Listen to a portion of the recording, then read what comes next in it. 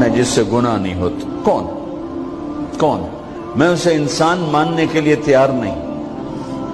یا تو وہ کوئی فرشتہ ہے یا نبی ہے. نہ نبی آ سکتا ہے نہ ہم فرشتے ہیں. وہ انسان ہی نہیں جس سے خطا نہ ہو. لہذا میں اپنے رب کی قدرت پہ قربان جاؤں, رحمت پہ قربان جاؤں کہ اس نے توبہ کے لیے نہ عمر کی قید نہ عدد کی قید. اب تو 60 سال کا ہو گیا ہے, 70 سال کا ہو گیا, اب تیری کوئی توبہ نہیں, آخری سانس میں آ جا قبول ہے. ابھی تیری 100 دفعہ ٹوٹ چکی ہے توبہ, اب 101 دفعہ قبول نہیں, 1 کروڑ دفعہ توڑ کے آ جا قبول ہے. کریم ذات سے واسطہ ہے.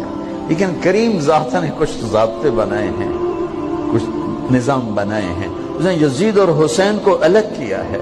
ایک سود خور بھی کہے اللہ غفور الرحیم ہے, راتوں کو شراب میں ٹن کہے اللہ آپ پہ معاف کرے گا, راتوں کو مسلح پہ تڑپنے والا اور شراب پینے والا اللہ کا قانون ہے, اللہ کا نظام.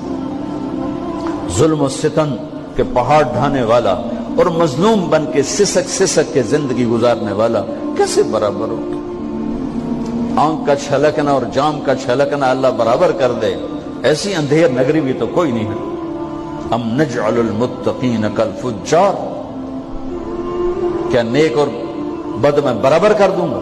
افنجعل المسلمین کالمجرمین ما لکم کیف تحکمون. اس لیے بھائی بہنوں, معاملہ بہت آسان ہے اگر توبہ ہو جائے, اور جب گناہ ہو پھر توبہ ہو جائے, جب گناہ ہو پھر توبہ ہو جائے تو معاملہ آسان ہے. مشکل کب ہے؟ جب آدمی اکڑ جائے, معاملہ خطرناک ہے. لیکن گناہ کے ساتھ توبہ ہو, آسانی, معافی ہے, کیونکہ وہ ہے ہی معافی کو پسند کرنے والا. لہذا بھائی بہنوں, توبہ کی عادت بناؤ. دیکھو, ایک معاملہ اللہ اور آپ کا, اس میں بڑی گنجائش ہے. ایک معاملہ بندوں اور آپ کا, وہ بڑا اوکھا ہے. اللہ کے واسطے کسی کے عیب نہ دیکھو, کسی کی پگڑی نہ اچھالو, کسی کو بے عزت نہ کرو, کسی کی کمیاں نہ پکڑو, کسی پہ تبصرے نہ کرو. یہ بہت خوفناک کیس ہے. نماز چھوٹ گئی, یہ اتنا خوفناک کیس نہیں ہے. روزہ چھوٹ گیا, حج چھوٹ گیا, خوفناک ہیں, لیکن یہ ڈائریکٹ اللہ کے ساتھ ہے, جب چاہے معاف کر دو. لیکن میرا اور آصف کا جو معاملہ ہے, میرا اور سردار صاحب کا جو معاملہ ہے, میرا اور آپ کا جو معاملہ ہے, یہ بہت خوفناک ہے. اس میں کسا ہوا قانون ہے کہ کسی کو حقیر نہ جانو. عیسیٰ علیہ السلام گزر رہے تھے اپنے ساتھیوں کا, ایک ڈاکو اوپر بیٹھا تھا پہاڑ پر, چوٹی پر. فلسطین میں چھوٹے چھوٹے پہاڑ ہیں, بڑے نہیں. تو اس کی نظر پڑی, نور نبوت دیکھا تو اس کو ندامت ہوئی. اس نے کہا یا لعنت ہے تیری زندگی, ساری زندگی ڈاکیاں گزارتی, چل توبہ کرتے سے نیک نبی دا ساتھ دے. انہوں نے کہا یا اللہ میری پچھلی معاف کر, میں آ گیا, نیچے اترا, ساتھ ہو لیا. عیسیٰ علیہ السلام کا ایک صحابی ساتھ جا رہا ہے. صحابی, ہر امت کا سب سے اعلیٰ شخص وہ ہوتا ہے جس نے نبی کا فیض پایا ہو. یہ ڈاکو, یہ صحابی. اس صحابی نے اس کو یوں دیکھا نفرت سے, اچھا یہ کتوں آ گیا ہے. ایک تکبر پیسے کا ہوتا ہے, ایک تکبر نیکی کا ہوتا ہے. یہ پردے والی عورتیں بے پرد عورت کو یوں دیکھتی ہیں, انہیں نہیں پتا کہ انہوں نے بے پردگی سے بھی بڑی تباہی پھیلا تھی. ایک پیسے کا تکبر ہے, ایک نیکی کا تکبر ہے. ہم دیندار لوگ ہیں, ہم پردہ دار خواتین ہیں, یہ بے غیرت بے حیا ہیں. اور میں نے تو ناچنے والیوں میں بھی اللہ کی محبت کو دیکھا. اب نسیم وکی کی والدہ فوت ہوگی, میں نے اس کا جنازہ پڑھا ہے, تو سارے اداکار اکٹھے تھے. میں نے تھوڑا سا اللہ کے نبی کا ذکر کیا. میں نے جتنا ان کو روتے دیکھا, میں نے آج تک کسی کو ایسا روتے نہیں دیکھا. ہر مومن کے دل میں ایمان ہے.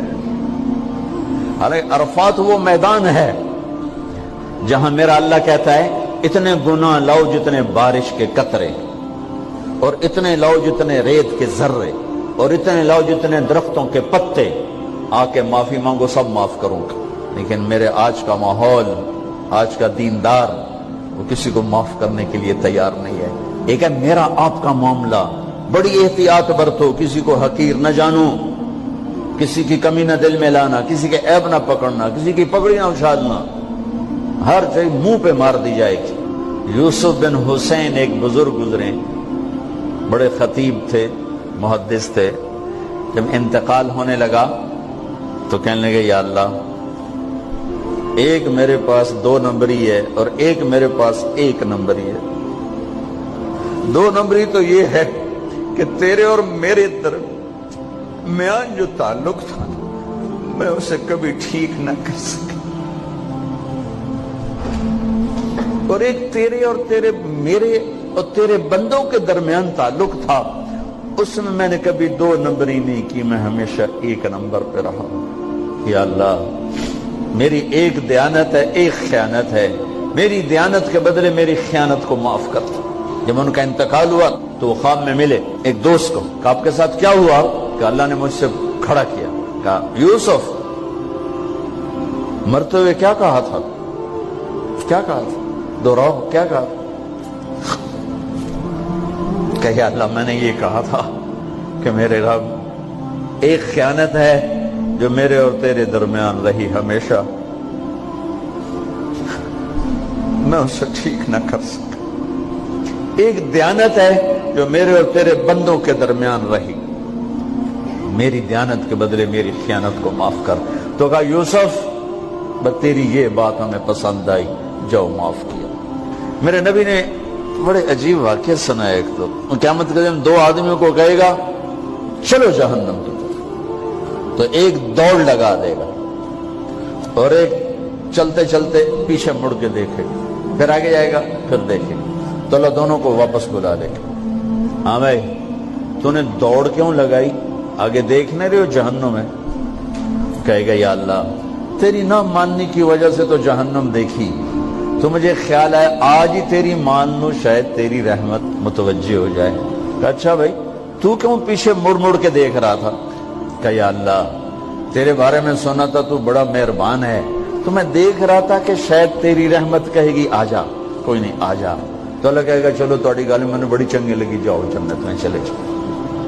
معاملہ تو ایسی کریم ذات سے، ایک آدمی کی ایک نیکی کم پڑ جائے گی، ایک، تیری ایک نیکی اگر بڑھ گئی نا تو میں تمہیں جنت دے دوں گا۔ اب یوں ہے، کہے گا چلو یا اللہ میں لے آم نا، اللہ کہے گا جا کسی کو لے آ، میں تمہیں جنت دے دینا۔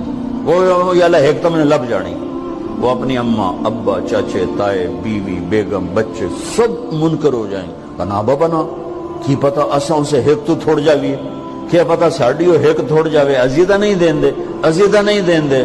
کہے گا ہائے میں مر گیا۔ تو ایک آدمی اس کی ہائے سنے گا، وہ کیوں ہے ہی؟ کہ ایک نیکی تو مار کھا گیا۔ کہے گا موجاں کر، تیرا کام بن گیا۔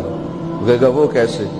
وہ کہے گا میرے کو ہے ہی ایک کو، تو لے جا، میرے کڑے کم تو لے جا، میرے کو ہوئے تامی آگے، نہ ہوئے تامی آگے، یا تو لے جا۔ وہ چھلانگے مارتا ہوا ہے، یا اللہ میرا کم بن گیا۔ اور کیسے بن گیا؟ کہ وہ کہتا میں دیتا ہوں، کہ اس کو بلاؤ، اس کو بلایا جائے گا۔ ابھی تم اس کو نیکی دے رہے ہو؟ کہ جی دے رہا ہوں۔ کیوں دے رہے ہو؟ کہ یا اللہ میرے کسی کام، میرے لیے تو تیرا، میں ایک نیکی نال کیڑی جنت لے سکا۔ تو اللہ تعالیٰ فرمائیں گے اچھا آج مجھ سے بڑے سخی بننا چاہتے ہو؟ آج مجھ سے بڑا سخی کوئی نہیں ہے، چل تیری سخاوت پہ تو بھی جنت میں جائے، یہ بھی جنت ہے۔